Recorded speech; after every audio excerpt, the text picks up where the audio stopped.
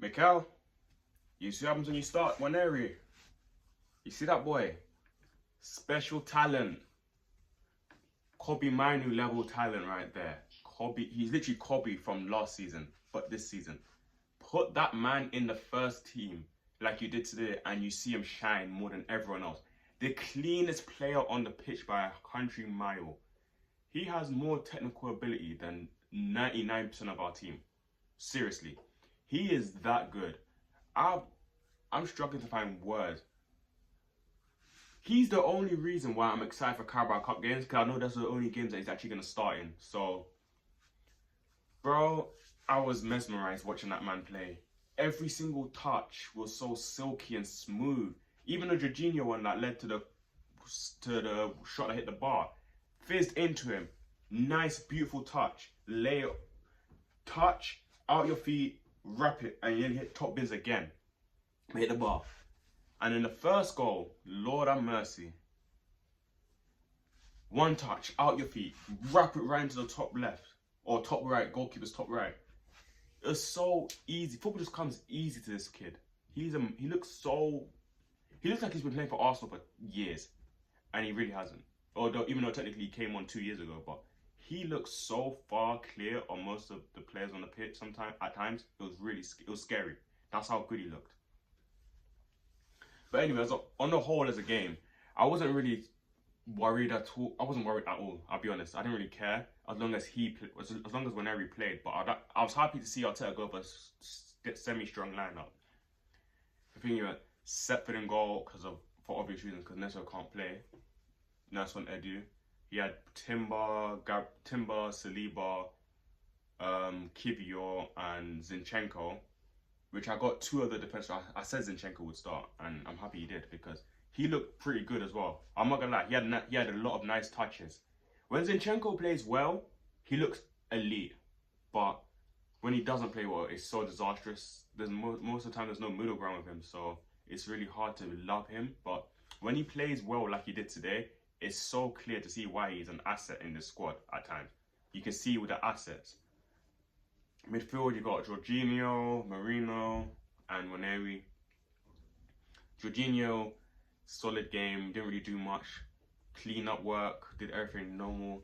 Marino, nice touches here and there. He did lay it off for NWANERI in the first half. Even though the pass he laid it off with was a bit the pass was bobbling a bit. NWANERI should have done better that chance, the one that he just rolled it to the keeper. I remember at that point again when I was watching it, I was really annoyed. I was like, bro, just put your foot through it, and then minutes later he does what he did, and he wrapped into the top corner. So yeah, Marino okay, Marino and Jorginho they did their thing in it. They didn't really do much, but they didn't do much wrong. It was just a regular performance, coasting more or less. The front three: Jesus, Sterling, and Martinelli. Funny enough, Martinelli was probably the worst out of the three. He didn't really do too much. At this point, Martinelli's more of a defender than he is a winger. Wing play is one of the worst wing play I've ever seen in my life. If footballers back in the early 2010s and 2000s seen this guy play, if they seen his wing play, they would choke. They'll be dying, because his wing play is absolutely awful. He's a defensive winger basically. He doesn't have no wing play. Jesus up front was very active, lots of nice touches here and there. Didn't start off amazing, but he got into the game. Lots of good touches. And a nice, well-taken goal. Great finish from close range into the side, into the near post from a cross headed by, I think it was by Saliba, if I'm wrong. But as the game went on, more nice touches. He had lots of chances. The shots were pretty tame, but I like the fact that he was attacking. Like you said, you want to be a striker, bro. So I'm happy that you actually attacked. You know what I mean? So he did well. Sterling, however, Lord, wow. How he didn't leave with a goal in that game, I will never know. I feel so sorry for this guy. At times, I'm like, this guy sucks, he's awful, all of that other stuff. And then at the end of the game, I just felt sorry for him.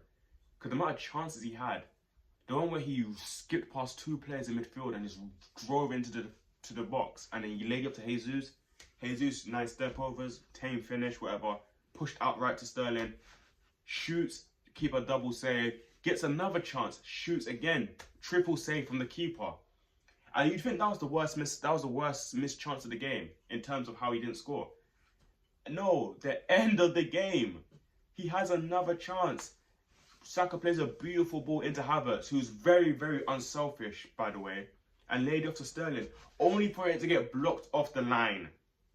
I know he should have probably he could have done better by probably smacking to the middle of the goal. But that's hindsight, because when you look at the replay, the shot had a lot of pace on it. It was just great defending on the line. I couldn't believe when you seen his face after that, it's like, how did he not score? Even the Arsenal fans behind the goal were just wondering, what can he do to score a goal? Because it just didn't look like it was it didn't look like it was there. It didn't look like it was coming. But compared to Martinelli, Sterling was driving at people. He was in the game. This we don't see from Martinelli. Like, attack your player when you're one-on-one. Don't cut back and pass. You're not playing Premier League opposition. You're playing Championship opposition. Just attack your winger, bro. Attack your defender. That's why, even though Sterling didn't score a goal, I'm more appreciative of his performance than Martinelli's, because he actually attacked his defenders and got past them multiple times. Half time, 2-0 up after Jesus and NWANERI's beautiful finishes. And then you see Marino come off, and I think you see, who else did you see come off? Marino and Partey. Marino and Timber came off for Partey and Havertz. And then you see Havertz's goal happen when they had a quick free kick on the side, laid it off to NWANERI. Beautiful ball into the box, by the way, which Jesus heads it out. He clears it. That man is so allergic to scoring goals at times that he literally defends the goal that he's supposed to be scoring. That's how allergic he is to scoring goals. But he literally defends the ball himself and heads it back out to someone else. Play to the wing, pass to Kivior. Kivior wraps across into the box. Havertz, great header. Beautiful header. Literally in the span of 20-25 seconds, he showed Jesus how a striker scores headers in the box. Because Jesus had an easier chance and missed it completely. And Havertz had a great, he's way further out and he scored it, wrapped his neck around it and just into the bottom right, which was a beautiful header. After that, Saka came on. I know some Arsenal fans will be a bit annoyed that he came on because we didn't really need him to come on because of the scoreline already. But I was happy to see, I know because the injury thing is a bit of a problem, but it's like we complain about footballers requesting breaks, but it's like Saka hasn't played in so long. So just give him some time. Let him play. Give him a run out. Like, he didn't do anything. He wasn't straining anything. He got the ball, did a few runs, tried to play people in. To be fair, that pass he played to Havertz, if Havertz took it himself, he would have probably scored. But Havertz was unselfish enough to pass to Sterling. But Saka just had some, what do you call it? Just run, kickabout, innit? He didn't really do much, so he did his thing-ish. But all in all, it's a solid performance. Solid performance. Love the lineup from Arteta as well. Take this competition seriously, because by the time you've seen this, I've already watched the Man City Tottenham game end, and so Man City are out of the competition now. So we should be winning this competition if Man City are not in it. I'll be so real, because Man City can afford to lose the Carabao Cup because they win everything else. Because you see, when I was watching the Man City game against Tottenham, as the minutes were counting down and they're about to lose, the Man City players didn't care. They were smiling, laughing about. And then you've even seen how many youngsters Pep Guardiola kept on bringing onto the pitch. So they didn't care about this competition like that. They didn't take it seriously enough.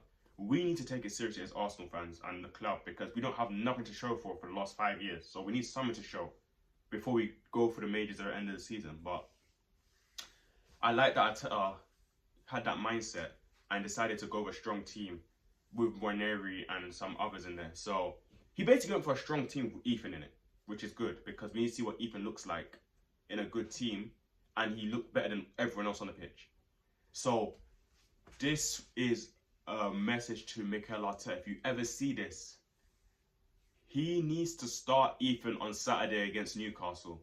Start this kid. I've been saying this so long now. Start the kid, bro. He's clearly technically better than everyone else in the squad, in terms of midfield play. So please start him, because he'll give us such a huge boost in that game against Newcastle, which we desperately need, because this title race needs to carry on. You know what I'm saying? And we know that Odegaard looks like he's back in training now. He's going to be back soon. But even so, let's not wait for Odegaard to come back before we start playing an attacking midfielder again. Because you sold 2 of them because we had Ethan. So play Ethan, please, Arteta. Thank you. Anyway, on to the quarterfinals now. I think the quarterfinals is in like around the week 13th of December onwards or something like that. So we'll see who we get. We'll see who we get in a few minutes, or maybe it's already outlined, I'm not sure. But after we see who we get in the competition, let's keep going and win this competition so we can get our first trophy in 5 years. Because we desperately need it, man. We desperately need it. Anyway, great job from Arsenal. I'm proud of the boys. On to the weekend. If you can like, comment and subscribe, I'd really appreciate it. Just, you know, that little button right down there. Just click that little button and subscribe, and then you make me happy. How about that? Make me happy. I'd really appreciate that. So if you could do that, thank you. I'd be very thankful. Anyway, I'll be back for... I might do a week... Yeah, I'll probably do a weekend preview for the game. I think it's midday Saturday, so preview Friday night. And then, yeah, on to Newcastle. It's been your boy, Torado, and I'll see you guys soon. Peace.